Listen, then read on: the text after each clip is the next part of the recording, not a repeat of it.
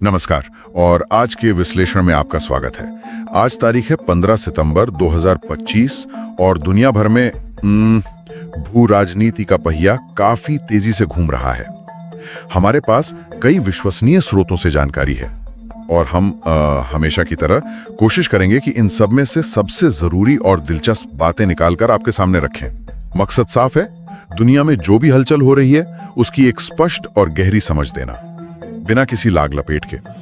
आज हम कई अहम मुद्दों पर बात करने वाले हैं, जैसे नेटो पूर्वी यूरोप में क्या कर रहा है, दोहा में एक हमला हुआ, उसके बाद खाड़ी देशों की कूटनीति में क्या मोड़ आया है, अमेरिका और चीन टिकटॉक पर क्या कोई समझौता हो रहा है, और यूक्रेन रूस के ऊर्जा ठिकानों पर कैसे हमला कर रहा है, और हाँ, इन सबका बाजारों पर क्या असर पड़ रहा है।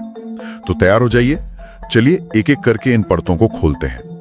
शुरुआत करते हैं यूरोप के पूर्वी किनारे से। नेटो की गतिविधियां वहां तेज हो गई हैं। खबर यह है कि ब्रिटेन अपने टाइफून लड़ाकू विमान पोलैंड भेज रहा है। हाँ, ये नेटो के एक नए मिशन का हिस्सा है। ईस्टर्न सेंट्री नाम दिया गया है इसे। इसमें जर्मनी, फ्रांस, डेनमार्क तो पहले से ही थे, अब ब्रिटेन भी आ गया है। और ये कदम उठाया गया है जब हाल ही में वो पोलैंड और रोमानिया के एयर स्पेस में रूसी ड्रोन घुसपैठ की घटनाएं हुई थी। हाँ, उन ड्रोन घटनाओं पर काफी हंगामा भी हुआ था, निंदा भी हुई। ब्रिटेन ने रूसी राजदूत को तलब भी किया था। लेकिन सिर्फ विमान भेजना, मतलब क्या ये सिर्फ एक रिएक्शन है या कोई बड़ी रणनीति है इसके पीछे? खासकर जब घुसपैठ ड्रोन से हुई हो और भेजे जा रहे हैं टाइफून फाइटर जेट्स। ये सवाल बहुत जरूरी है। देखिए, टाइफून भेजना सिर्फ ड्रोन घुसपैठ का सीधा जवाब नहीं है, ये शायद नेटो की बदलती रणनीति का संकेत ज्यादा है। टाइफून तो एयर सुपीरियॉरिटी वाले विमान हैं, ड्रोन छोटे होते हैं, धीमे, नीचे उड़ते हैं, उनके लिए शायद अलग तरह के डिफेंस सिस्टम्स ज्यादा कारगर हों। लेकिन टाइफून की तैनाती एक बड़ा मैसेज देती है कि नेटो न सिर्फ ड्रोन जैसी नई एसिमेट्रिक चुनौतियों के लिए तैयार है, बल्कि अपनी पारंपरिक हवाई ताकत दिखाने में भी कोई कमी नहीं रखेगा। ये ईस्टर्न सेंट्री मिशन, जिसमें कई देश शामिल हैं, ये सिर्फ एक रिएक्शन नहीं लगता, ये पूर्वी सीमा पर नेटो की एयर पावर और एकजुटता का सोचा समझा प्रदर्शन है।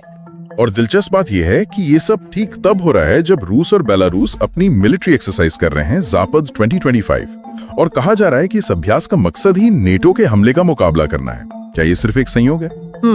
भू राजनीति में संयोग जरा कम ही होते हैं।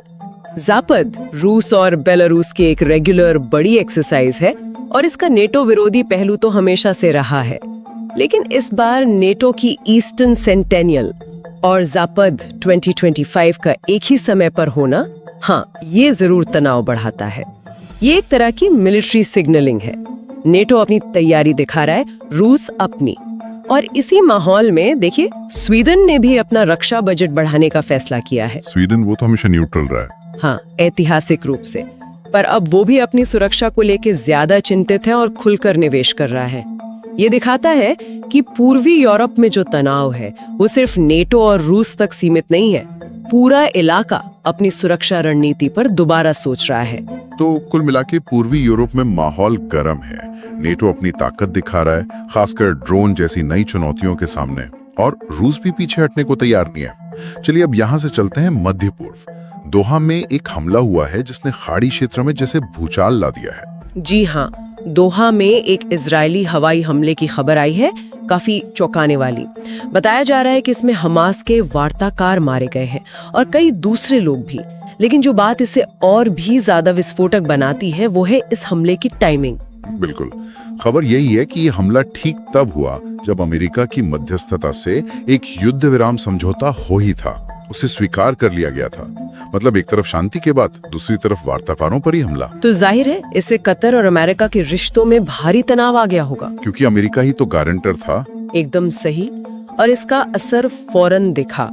दोहा में एक इमरजेंसी अरब इस्लामिक समिट बुलाई गई और उस समिट में जो भाषा इस्तेमाल हुई वो बहुत महत्वपूर्ण है। खाड़ी देशों के नेताओं ने सिर्फ हमले की निंदा नहीं की, बल्कि उन्होंने खुले तौर पर अमेरिका की भूमिका पर सवाल उठा दिए, रीजनल सिक्योरिटी गारंटर के तौर पर। अच्छा, ये तो बड़ी बात है। हाँ, ये एक बड़ा शिफ्ट है। दशकों से खाड़ी देश अपनी सुरक्षा के लिए काफी हद तक अमेरिका पर निर्भर रहे हैं। अब वो एक्टिवली मतलब सक्रिय रूप से दूसरे सुरक्षा साझेदारों की तलाश कर रहे हैं। लेकिन ऐसा क्यों? मतलब पहले भी तो इस क्षेत्र में हमले हुए हैं, तनाव रहा है।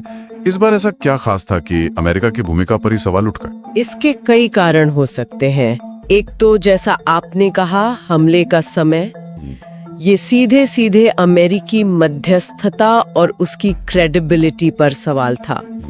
दूसरा, निशाना हमास के वार्ताकार थे जो एक तरह से कतर की मेजबानी में थे, तो कतर को भी ये सीधी चुनौती महसूस हुई। ठीक। और तीसरा, शायद ये घटना उन चिंताओं को सतह पर ले आई जो पहले से खाड़ी देशों में पनप रही थीं, अमेरिकी विदेश नीति को लेकर, चाहे वो ईरान डील हो, यमन पर रुख हो या अफगानिस्तान से वापसी का तरीका। तो ये हमला शायद वो आखिरी तिनका साबित हुआ जिसने उन्हें सोचने पर मजबूर किया कि क्या वो सिर्फ अमेरिका पर निर्भर रह सकते हैं अपनी सुरक्षा के लिए। और यहाँ ध्यान देने वाली बात यह है कि ये सिर्फ बयानबाजी नहीं लगती। वैकल्पिक सुरक्षा साझेदारियों की तलाश का मतलब है कि शायद चीन, रूस या यूरोपीय ताकतों की भूमिका इस क्षेत्र में बढ़ सकती है। ये अमेरिका के लिए एक बड़ी चुनौती होगी और ये मिडिल ईस्ट के पावर बैलेंस को लंबे समय के लिए बदल सकता है। ये दिखाता है कि कैसे एक अकेली घटना, एक स्ट्रेटेजिक घटना बड़े बदलावों को ट्रिगर कर सकती है।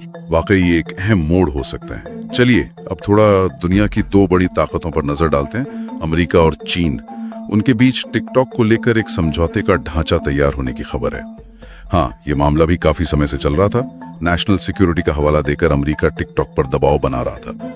अब जो ये ढांचा सामने आया है, इसमें टिकटॉक के अमेरिकी ऑपरेशंस को एक नई अमेरिकी कंट्रोल्ड कंपनी को बेचा जाएगा। हालांकि इसकी डिटेल्स, जैसे कौन खरीदेगा, कंट्रोल कैसे होगा, डेटा कहाँ रहेगा, ये सब अभी साफ नहीं है। और सबसे बड़ी बात, इस पर प्रेसिडेंट ट्रंप और चीन के राष्ट्रपति शी जिनपिंग की फाइनल मोहर लगनी बाकी है। बिल्कुल, ये ढांचा शब्द ही बताता है कि अभी डील पक्की नहीं हुई है, फाइनल एग्रीमेंट होना बाकी है और इसमें कई पेच फंस सकते हैं। लेकिन हमें ये भी समझना होगा कि टिकटॉक भले ही सबसे ज्यादा चर्चा में हो, ये अमेरिका चीन के बीच जो बड़ी लड़ाई चल रही है, आर्थिक और तकनीकी, उसका सिर्फ एक हिस्सा है। दोनों देशों के बीच कई और पेचीदा मसलों पर भी बातचीत या कहें कि टकराव चल रहा है। जैसे कि और कौन से मुद्दे हैं? लिस्ट तो काफी लंबी है। एक तो है रेयर अर्थ एलिमेंट्स, यानी महत्वपूर्ण कच्चे माल की सप्लाई चेन। उस पर चीन का दबदबा है। अमेरिका अपनी निर्भरता कम करना चाहता है। फिर सेमीकंडक्टर तकनीक के एक्सपोर्ट पर कड़े कंट्रोल लगाए जा रहे हैं। हाँ, वो चिप वॉर।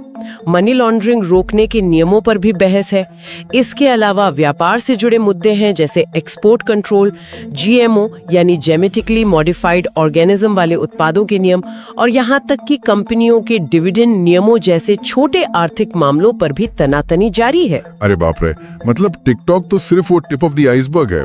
बिल्कुल, असली लड़ाई तो पर्दे के पीछे कई मोर्चों पर चल रही है। आइसबर्ग है।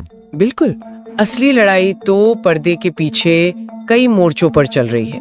टिकटॉक एक बहुत विजिबल और कल्चरली महत्वपूर्ण मुद्दा है, खासकर युवाओं के लिए, इसलिए ये सुर्खियों में रहता है।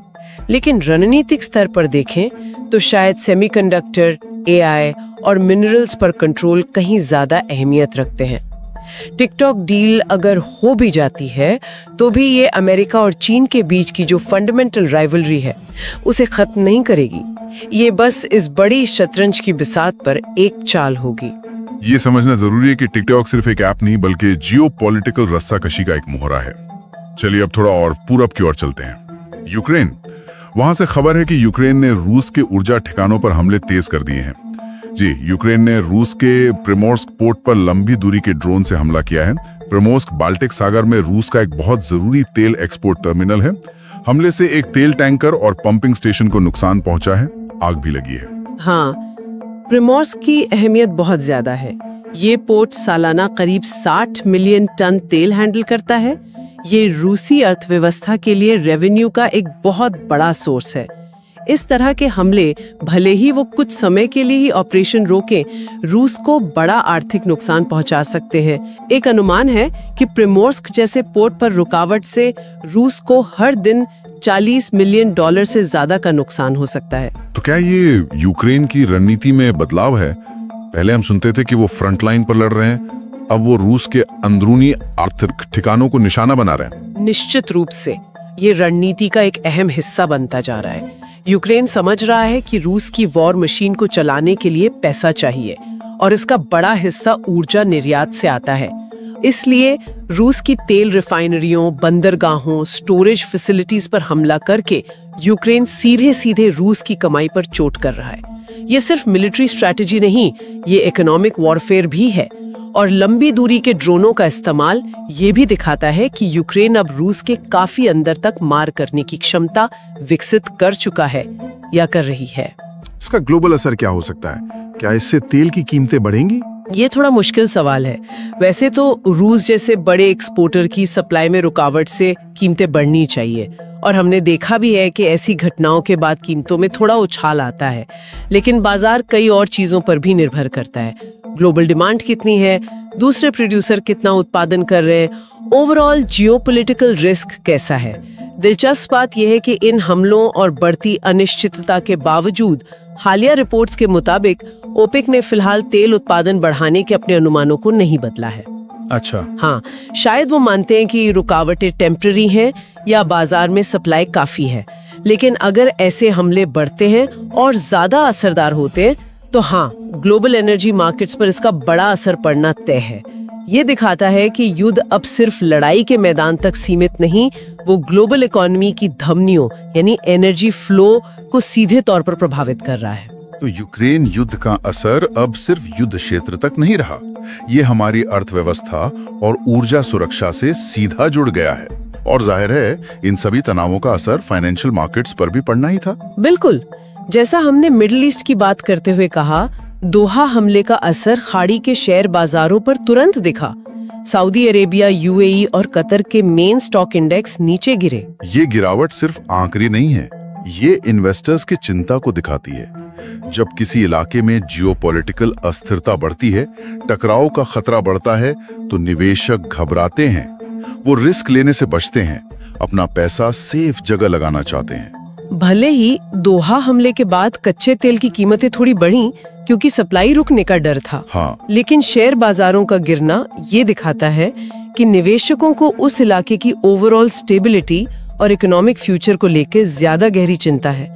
तेल की बड़ी कीमतें भी उस चिंता को दूर नहीं कर पाईं। तो इसका मतलब ये हुआ कि भू राजनीतिक घटनाएं सिर्फ सरकारों या सेनाओं तक ही सीमित नहीं रहती, उनका सीधा असर आम निवेशकों और ग्लोबल इकोनॉमी की सेहत पर पड़ता है। निश्चित रूप से आज की दुनिया में सब कुछ इंटरकनेक्टेड है। पूर्वी यूरोप में नाटो की तैनाती हो, मिडल ईस्ट में हवाई हमला हो, अमेरिका चीन के बीच ट्रेड टेंशन हो या यूक्रेन का रूसी पोर्ट पर ड्रोन हमला, ये सारी घटनाएं ग्लोबल सप्लाई चेन, एनर्जी की कीमतें और आखिर में फाइनेंशियल मार्केट्स में निवेशकों के भरोसे को प्रभावित करती हैं। बाजार ऐसी अनिश्चितताओं के प्रति बहुत सेंसिटिव होते हैं।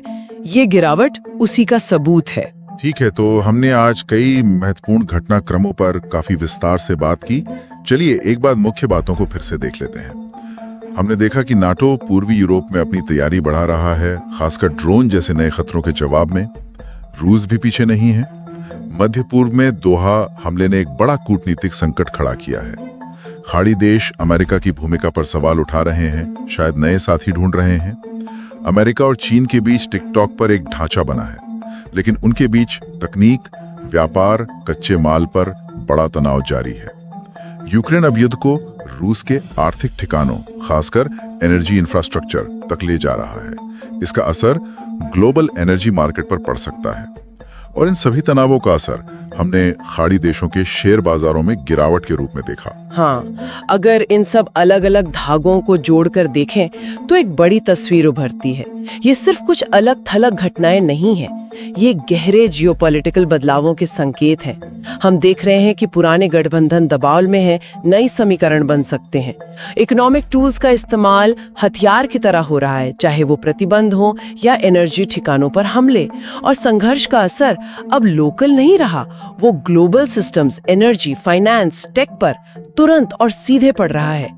यहाँ जो बड़ा सवाल उठता है वो ये है कि ये सारी उथल पुथल दुनिया के पावर बैलेंस को किस तरफ ले जा रही है। क्या हम एक मल्टीपोलर दुनिया की तरफ बढ़ रहे हैं या फिर नए ब्लॉक्स बन रहे हैं? तो ये थी आज की कुछ प्रमुख वैश्विक घटनाओं पर हमारी चर्चा, जो हमें उपलब्ध स्रोतों से मिली जानकारी पर आधारित थी। और अंत में एक सवाल छोड़ जाते हैं सोचने के लिए। हमने देखा कि जो स्थापित व्यवस्थाएं हैं, जैसे नाटो, खाड़ी में अमेरिकी सुरक्षा, अमेरिका चीन संबंध, एनर्जी सप्लाई चेन, ये सब किसी न किसी तरह से बदल रही हैं या चुनौती का सामना कर रही हैं। ये तो जानी पहचानी ट्रेंड्स हैं, लेकिन इन सब के बीच अगला अप्रत्याशित टकराव या शायद कोई चौंकाने वाला नया गठबंधन कहाँ से उभर सकता है? दुनिया का कौन सा कोना या कौन सा मुद्दा अभी हमारे नजर से शायद ओझल है, जहां अगला बड़ा जियोपॉलिटिकल मोड़ बन रहा हो? इस पर सोचना दिलचस्प होगा। इस जानकारी भरे सफर में हमारे साथ रहने के लिए धन्यवाद।